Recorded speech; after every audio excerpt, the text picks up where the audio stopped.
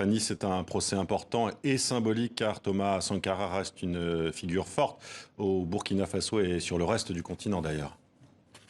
Oui, effectivement, comme on vient de le voir dans le reportage qui vient d'être diffusé, c'est un militant panafricaniste dont les idées sont toujours d'actualité, l'autosuffisance, l'éducation, la santé. Et c'est un procès important parce que, comme on l'a dit aussi dans le reportage, il y a eu une omerta pendant des années et ce n'est que depuis 2015 qu'il y a vraiment eu une réelle avancée lors de la chute de Blaise Compaoré. Le procès s'est donc enfin ouvert il y a un peu plus de 3 heures maintenant.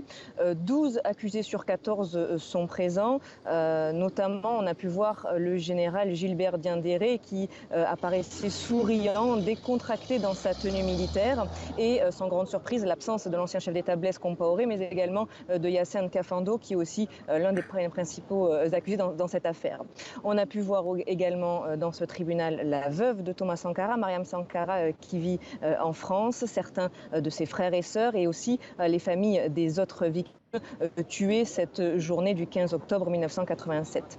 Le procès s'est donc ouvert. Ça a pris un petit peu de temps, le temps de se mettre en place parce qu'il fallait choisir les juges militaires qui vont pouvoir juger les accusés. Donc il y a eu quelques couacs parce que il fallait respecter une certaine hiérarchie militaire de grade. Mais c'est désormais établi. Le tribunal est fait. L'audience est pour le moment suspendue. Le temps d'établir le chronogramme des passages, que ce soit pour les accusés et pour les témoins. Et a priori, on devrait entrer dans le vif du sujet, dans le vif du dossier dès cet après-midi. Merci Fanny Noir-Cabré, vous suivez ce procès pour nous et on vous retrouvera dans nos prochaines éditions.